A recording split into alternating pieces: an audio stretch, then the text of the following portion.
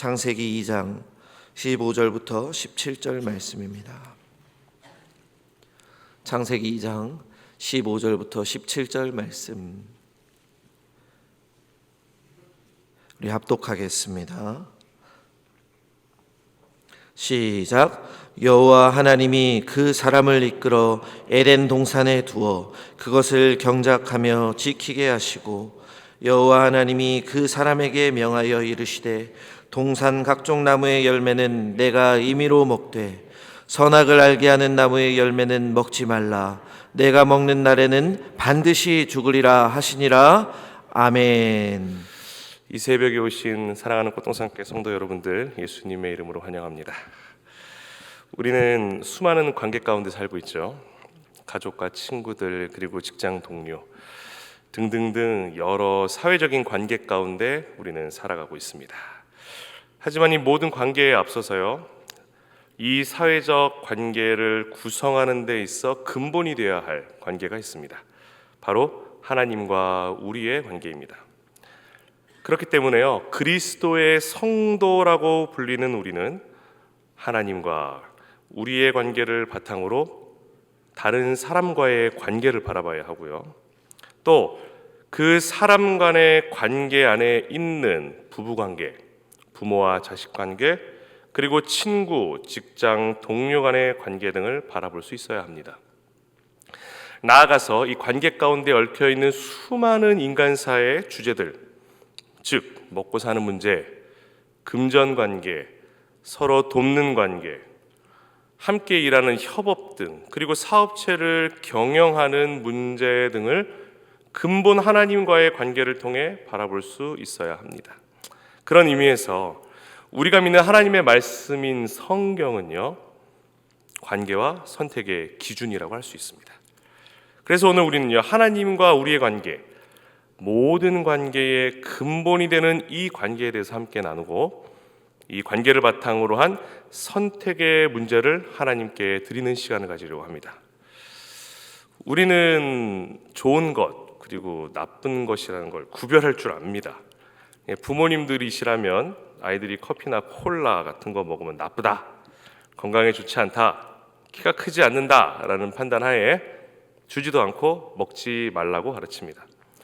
그리고 일반적으로 우리가 생각할 때에 사람을 다치게 하거나 물건을 훔치는 것은 나쁜 행동임을 당연히 알고 있습니다. 이러한 것들은요, 문화나 사회의 통념 혹은 도덕과 법이라는 기준으로 판단해서 좋은 것 그리고 나쁜 것을 구분짓게 되죠. 하지만 가끔은요, 우리의 통념 또는 상식과는 반대가 되는 일이 우리 믿는 사람들 가운데 일어납니다. 아브라함에게 이삭을 바치라고 하셨던 하나님의 요구도 그렇고요, 그리고 요셉이 겪었던 너무도 많은 억울함과 고난들 또한 우리 삶 가운데 일어날 수 있습니다. 이처럼 하나님께서는요, 우리의 생각과는 다르게 일하시고 그 본뜻을 이해하지 못할 때 그 일로 인해서 종종 낙심하기도 합니다. 오늘 함께 읽었던 창세기의 본문으로 돌아가 봅시다. 하나님은 창세 때에요, 에덴 동산을 만드시고 그 동산 중앙에 생명나무와 선악을 알게 하는 나무를 두십니다. 그리고 명령하시죠. 동산의 각종 나무는 너희가 임의로 먹되 선악을 알게 하는 나무는 먹지 말라라고 명하십니다. 그리고 이렇게 또 이야기하세요. 먹는 날에는 죽을 것이다. 근데 안타깝게도 우리가 잘 알듯이 아담과 하와는 그 선악과를 먹고 하나님의 명령에 불순종함으로 죄를 짓게 됩니다. 이처럼 인류의 원죄가 시작되었습니다. 그런데 이런 질문이 생기실 수도 있을 것 같아요. 왜 하필 하나님은 선악을 알게 하는 나무를 에덴 동산 중앙에 두셔서 인간이 죄를 짓게 하셨을까? 그게 없었으면 사단이 인간을 유혹할 일도 없고 죄를 짓게 되는 일도 없을 텐데 라고 생각하실 수도 있습니다. 우리가 이 점을 이해하기 위해서는요, 하나님과 우리의 관계를 명확하게 이해할 필요가 있습니다. 아니, 조금 더 깊게 이야기해서요, 본디 하나님께서 세상 만물과 사람을 만드시면서 그 가운데 두셨던 질서와 그 질서 가운데 하나님과 우리의 관계를 할 필요가 있습니다. 먼저 우리에게 주신 성경적 지식과 믿음으로 하나님에 대해서 이야기하자면 하나님은 창조주이십니다. 또 하나님은 절대적인 주권자이십니다. 그리고 이 세상 모든 만물을 그의 의대로 다스리시는 섭리자이십니다. 그리고 우리 인간은요, 그런 하나님의 모습을 닮아서 하나님의 숨결로 만들어졌습니다. 하나님의 형상을 따라 만들어졌다는 이야기입니다. 창세기 1장 26절에서 28절 말씀 제가 읽어드리겠습니다. 하나님이 이르시되 우리의 형상을 따라 우리의 모양대로 우리가 사람을 만들고 그들로 바다의 물고기와 하늘의 새와 가축과 온 땅과 땅에 기는 모든 것을 다스리게 하자 하시고 하나님이 자기 형상과 하나님의 형상대로 사람을 창조하시되 남자와 여자를 창조하시고 하나님이 그들에게 복을 주시며 하나님이 그들에게 이르시되 생육하고 번성하여 땅에 충만하라 땅을 정복하라 바다의 물고기와 하늘의 새와 땅에 움직이는 모든 생물을 다스리라 하시니라. 아멘. 하나님께서는요, 하나님의 형상을 닮은 우리를 하나님이 만드신 것들을 다스리는 자로 삼으셨고요, 동시에 생육하고 번성하고 땅에 충만하라 땅을 정복하라 라고 명령하십니다. 여기서 정복하라 라는 히브리어 단어는요, 복종시키다 라는 의미를 가지고 있어요. 이것은요, 우리가 하나님이 만드신 이 세상 가운데 하나님의 대리 통치자로서 살아가야 함을 이야기하는 것입니다. 그런데 이 대리 통치자라는 말은요, 말 그대로 대리입니다. 대리여서 통치자의 판단에 따라 그리고 통치자의 기조와 노선에 따라서 통치를 해야만 하는 존재입니다. 하나님께서는요, 창세기 2장 16절 17절 말씀을 통해서 명령하시기를 동산 각종 나무의 열매는 너희가 임의로 먹되 동산 중앙에 선악을 알게 하는 나무는 먹지 말라라고 명하십니다. 그리고 먹는 날에는 죽으리라 라고 말씀하셨죠. 바로 이 사실이 진정한 통치자와 대리 통치자의 역할을 구분시키고 있습니다. 또 선과 악을 판단하는 주체가 누구이신지에 대해서도 그 의미가 담겨 있습니다. 우리가 사는 시대 가운데 이 선과 악을 판단하는 곳이 어디인가요? 재판정이죠. 우리 인간 사회는요, 입법을 하여서 여러 사회적 법제를 만들고 또 죄에 대한 응당한 대가를 치르게끔 되어 있습니다. 바로 선과 악에 대한 기준을 정하고 그 기준에 따라 판단하고 시행하는 것이 바로 재판권 행사인 것입니다. 하나님께서는요, 오늘 본문 가운데 아담과 언약을 맺으시면서 순종을 요구하십니다. 선악을 아는 나무를 두시고는 그것을 먹지 말라고 명령하신 것입니다. 이것은요, 우리가 가지고 있는 통념적인 혹은 도덕적인 모습의 순종이 아니라 하나님의 통치권을 깨닫고 그 통치권에 대한 순종을 사람에게 요구하신 것입니다. 즉, 선과 악을 판단하고 시행하는 일, 통치권 행사가 사람이 아니라 절대적 창조주 하나님께 있음을 알고 그리 따르라 라고 하신 것입니다. 쉽게 이야기해서요, 사람은 동산 중앙의 선악과를 보면서 하나님이 하나님이심을 매일과 같이 그리고 그 동산에서 거닐 때마다 인식하고 인정하고 살았어야 하는 존재인 것입니다. 만약 아담이 선악과를 먹지 않고 순종하였다면 그 통치권이 오로지 하나님께만 있다고 인정하는 순종이었을 것입니다. 하지만 안타깝게도 사람은요, 사단의 유혹으로 인해서 이 하나님의 말씀에 거역하고 불순종하게 됩니다. 창세기 3장 5절입니다. 너희가 그것을 먹는 날에는 너희 눈이 밝아져 하나님과 같이 되어 선악을 알 줄 하나님이 아심이니라. 사단이 사람을 유혹하는 이 장면 가운데 우리가 주목해야 할 부분이 있습니다. 사단이 어떤 말로 사람을 유혹하였는지입니다. 사단은요, 그것을 먹는 날에는 눈이 밝아져서 하나님과 같이 되어 선악을 알 줄이라고 이야기합니다. 선악을 알게 하는 나무를 먹으면 하나님과 같이 된다고 유혹하고 있습니다. 본디 선악의 판단이 하나님께 있는데 이제는 하나님과 같이 선악을 판단할 수 있게 된다고 아담과 하와를 유혹하고 있는 것입니다. 우리는 본디 우리를 다스리는 통치권이 하나님에 있고 우리는 말 그대로 대리인데 그 대리가 주인의 자리를 넘보는 심각한 하극상의 자리로 사람을 유혹하고 있는 것입니다. 하지만 이 사단의 유혹은요, 심각한 오류를 가지고 있습니다. 바로 창조주이신 절대자 하나님의 판단과 그의 피조물인 인간의 판단에는 엄청난 수준 차이가 존재한다는 사실입니다. 이는 무한하신 하나님과 유한한 사람의 차이와 그 의미가 같습니다. 마치 사람이요, 하나님처럼 될 수 있다는 사단의 그 유혹, 이것은 유한한 인간의 착각인 것입니다. 인간은요, 이 오류의 유혹이 되어서 자기가 하나님과 같은 판단을 할 줄 알았던 것입니다. 그리고 이 오류는요, 하나님과 세상 사이에 무너진 관계 가운데 이제는 상식이라는 말로 바뀌어서 여전히 우리를 유혹하고 있습니다. 하나님께서 에덴 중앙에 선악을 알게 하는 나무를 두신 이유는 모든 것에 대한 판단의 최종적인 결정권이 하나님께 있음을 의미하는 것이었습니다. 근데 안타깝게도 이 불순종 때문에, 이 불순종으로 인해서 죄가 세상에 들어오고 하나님 말씀 그대로 우리는 죽을 수밖에 없는 존재가 되었습니다. 하지만 하나님께서는요, 이 모든 틀어진 것들을 회복하기 원하셨습니다.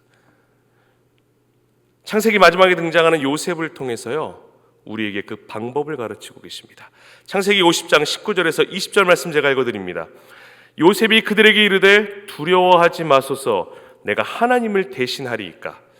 당신들은 나를 해하려 하였으나 하나님은 그것을 선으로 바꾸사 오늘과 같이 많은 백성의 생명을 구원하게 하시려 하셨나니. 아멘. 요셉은요, 우리의 상식과 우리의 시각에서 보면은 정말 억울한 일을 많이 당했습니다. 형들의 시기로 노예로 팔리고요, 가족들에게는 죽은 사람이 됩니다. 팔려가서 기껏 신뢰를 받아서 보디발의 집사가 되었는데 억울한 누명으로 옥살이를 합니다. 그 옥살이 가운데 기껏 사람 하나 도와줬더니 그 사실을 까먹고 옥살이를 끝낼 수 있는 기회가 날아가는 억울한 삶을 살았습니다.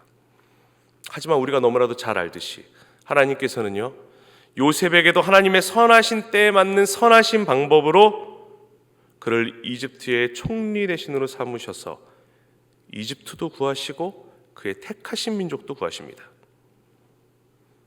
요셉 또한 그 모든 일들이 인간의 기준과 상식에서는 억울함과 고난과 고통이었으나 하나님은 그것을 선으로 바꾸셔서 이집트 백성과 이스라엘을 구원하셨다고 고백하고 있습니다.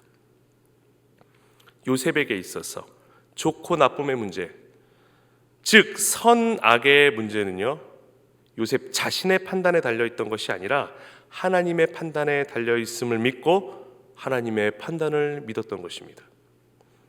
이 모습은요, 우리 구주 예수님의 모습에서 절정을 이룹니다. 누가복음 22장 42절입니다. 이르시되 아버지여, 만일 아버지의 뜻이거든 이 잔을 내게서 옮기시옵소서. 그러나 내 원대로 마시옵고 아버지의 원대로 되기를 원하나이다 하시니. 예수님이 겟세마네에서 하나님께 기도하시면서 하나님의 계획하심에 따라 순종하기를 기뻐하시며 하나님께 기도하십니다. 하지만요, 예수님은 하나님이시기 때문에 그가 당하실 모욕, 고통, 그 모든 것들을 이미 알고 계셨습니다. 그리고 우리 인간한 유한한 피조물, 인간의 몸을 입고 그 가진 고난을 당하실 때에 그것이 얼마나 고통스러울지도 아셨습니다. 그럼에도 불구하고 예수님은 하나님이 의롭다 하신 그의 선하신 계획에 그 자신을 제물로 드립니다. 우리는요, 이 그리스도의 보혈의 능력과 은혜로 구원받은 그리스도인입니다. 그리고 우리는요, 우리를 그의 형상대로 만드신 하나님의 자녀이고 그분의 아들이신 예수님을 우리 삶의 주인으로 모셨습니다. 그리고 우리는요, 예수 그리스도를 믿는 믿음을 통해 창세 때 하나님이 만드신 우리와 하나님의 관계가 회복되어졌습니다. 사랑하는 여러분, 여러분은 하나님이 허락하신 이 새 생명 가운데에서 어떤 판단과 선택을 하시며 사시겠습니까? 하나님이 창세의 본디 만드신 관계에 기초해서 매 순간 하나님의 백성으로 나의 판단을 하나님께 드리면서 하나님의 선택을 신뢰하시면서 사시겠습니까? 아니면 여전히 나의 생각의 기준으로 혹은 상식이라 하는 세상의 기준으로 판단하며 선택하며 사시겠습니까? 바꿔 질문해 보겠습니다. 좋고 나쁨, 즉 선과 악의 결정과 결과를 하나님께 맡기고 하나님의 뜻을 따르시겠습니까? 아니면 세상이 정하는 선과 악 또는 내 기준 가운데 선과 악을 판단하며 사시겠습니까? 간절히 기도하기는요, 하나님이 좋다는 것이 여러분에게도 좋고 하나님이 나쁘다고 하시는 것이 여러분에게도 나쁜 것이기를 원합니다. 또 하나님이 옳다고 하시는 것이 여러분에게도 옳고 하나님이 그르다 하시는 것이 여러분에게 그른 것이 되기를 원합니다. 내게 있어서의 좋고 나쁨의 문제, 선악의 문제는 나의 판단에 달린 것이 아니라 하나님의 판단에 달려 있음을 믿고 하나님이 주신 모든 것에 믿음으로 반응하며 감사하는 우리가 되기를 원합니다. 이런 사람이 누리는 복이 있습니다. 이러한 사람, 하나님을 주권자로 모신 사람은요, 하나님의 주권을 흘리는 통로가 됩니다.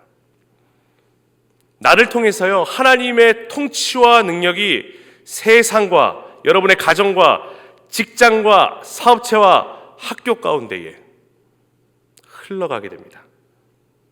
그러나 하나님이 주권자가 아니라 여전히 죄의 질서대로 살아가는 사람은요, 꽉 막힌 수도관 같아서요, 물이 차고 또 차올라서 그 압력에 언젠가 균열이 생기고 그 균열로 인해서 터져버리고 맙니다.